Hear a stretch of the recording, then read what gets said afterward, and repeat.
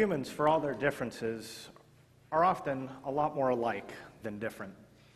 For example, there is a fairly universal phenomenon that people are intrigued. They wonder why things happen or why doing a certain action has a particular result.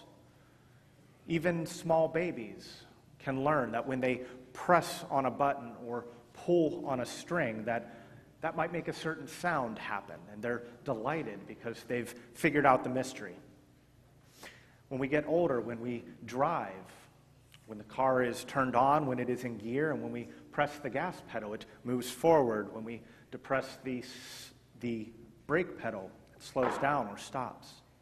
Negative outcomes also have some cause and effect relationship to them. If you don't think so, stop paying your taxes. Pretty soon, Uncle Sam's going to come looking for you. Or stop going to work and don't call your boss or anyone you work with. Again, before long, you will be out of a job. More often than not, however, we notice the effects before we even think to look for the cause. And when we see these effects, we wonder, why did this happen? Why did this take place in this way, at this time? We want to know what is behind it. We look back, what has changed? What is different that has caused this?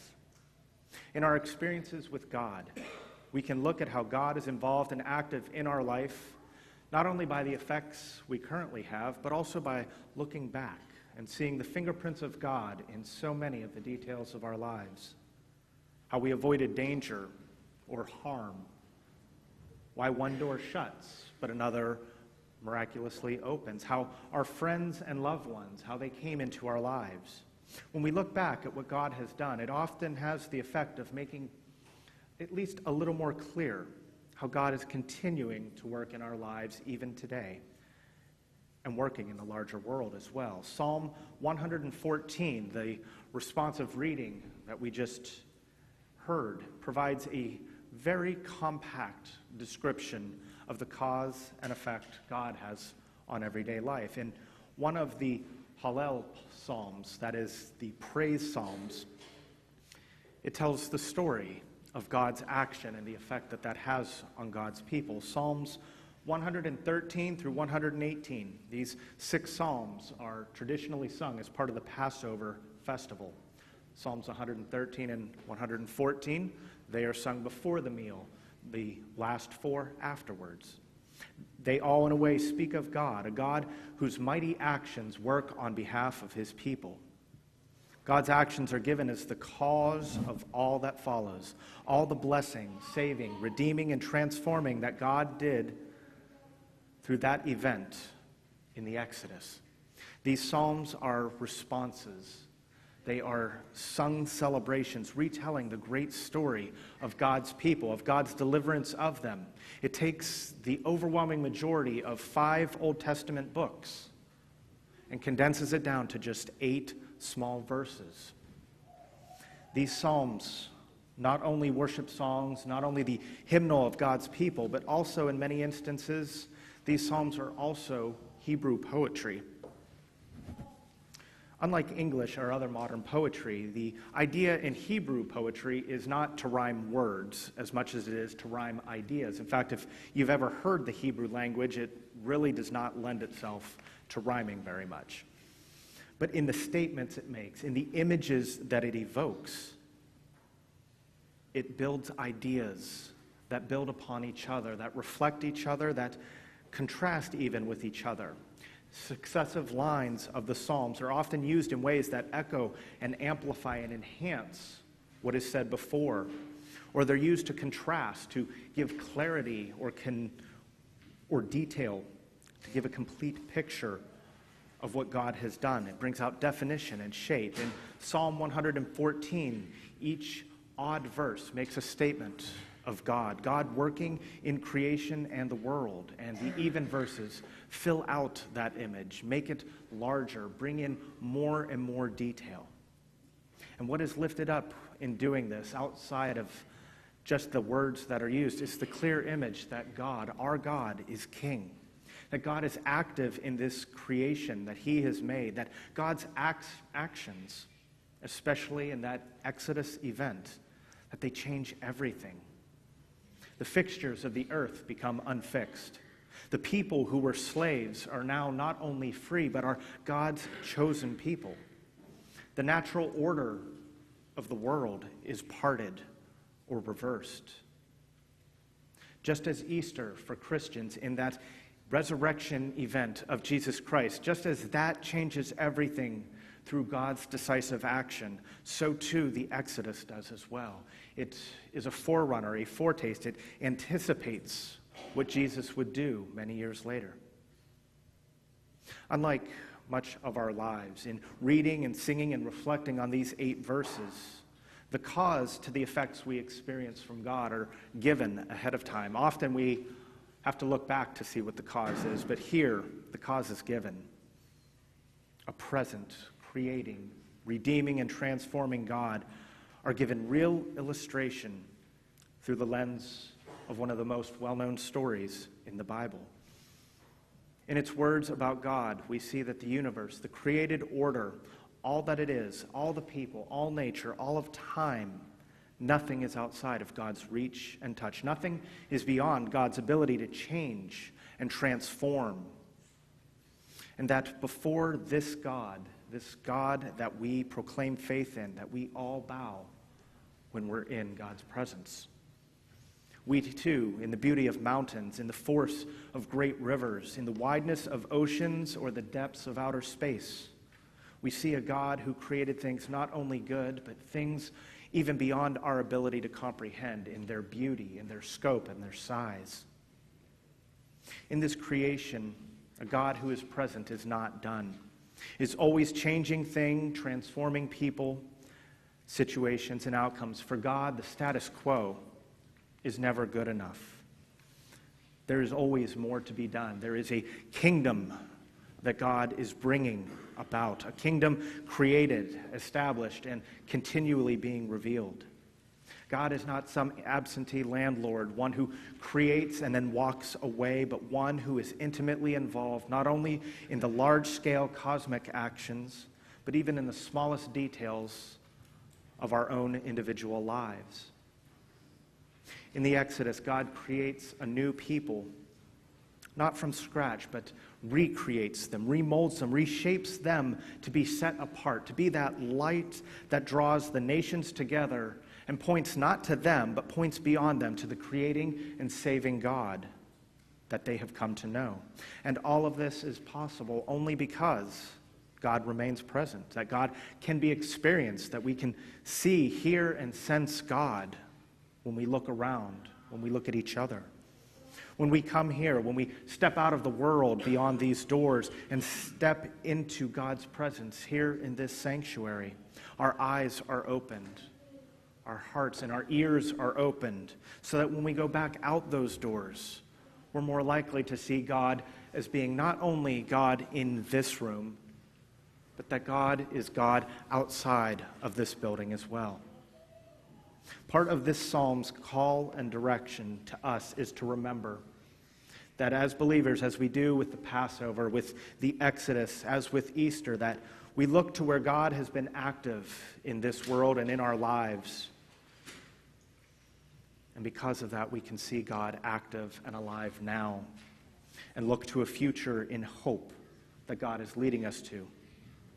So where is it in your life that you see and hear this God? Where is God whispering or nudging you? Where is it that God is shouting or sometimes giving you the kick in the rear that reminds you, as it reminds all of us, that it is not about us, but it is about God? This psalm does speak of effects, the visible imprint of God on the shape of our individual and communal lives. In the Exodus, God reaffirms his choice of a people. As Christians, we understand ourselves to be spiritually related to this chosen family, that in Jesus Christ, we too are God's chosen people. Our identity, our response to a Savior who first chose us, that marks us as God's own people. We are chosen, but not to be frozen. We, in the Reformed family of Christianity, we're often called the frozen chosen, that we place so much emphasis on God choosing us that we think that's all that's needed, that we have no response to give. Yet we were not chosen for our own benefit, any more than Abraham was chosen for his own. Just as Abraham was, just as the people of Israel, just as the church throughout history has been, we are chosen and we are blessed so that in turn, and out of response to what God has done for us, that we are a blessing to others. Quite simply, we are blessed to be a blessing. We are also called, because of these effects, to respond with celebration, to worship this God when despair gives way to hope, when there's a miraculous healing, an unlooked for blessing, a restored relationship. All of these are not only the work of God, but are to be named as such, proclaimed as such. That's why we gather and lift up these things, where we've seen God, where we've experienced God in our lives. In our worship, we respond to this great experience in our lives, and we give our lives the direction of it. We give our ultimate allegiance to God. When our lives are directed as such, we are working for God's kingdom. We need to be clear, it is not our kingdom. We don't own it. We don't create it. But we do work for it. And when we're working for God's purposes, when God works through us, we are doing kingdom work. The witness of this psalm also is seen in how to respond to this present God, an active and involved God. Verse 7 notes that in God's presence, the world, all of creation, that it trembles.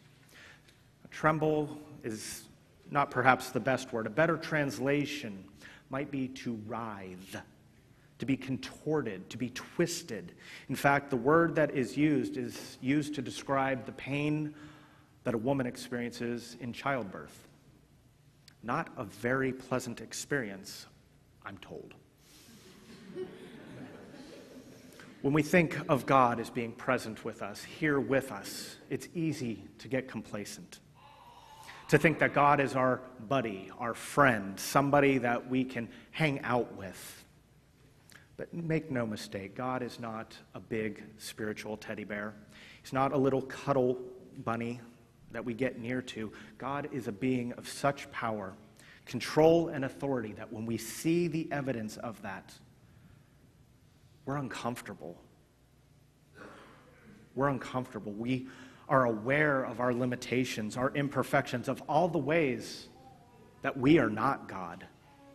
In the end, it is this God that we respond to, not only with praise and celebration and joy and service, but with respect and with reverence, remembering that when we come into this presence, that we are to bow before it. Now, cause and effect is not only the way of the world, it is the way of God in the world. The God who created, sustains, and acts upon it. When God does something great,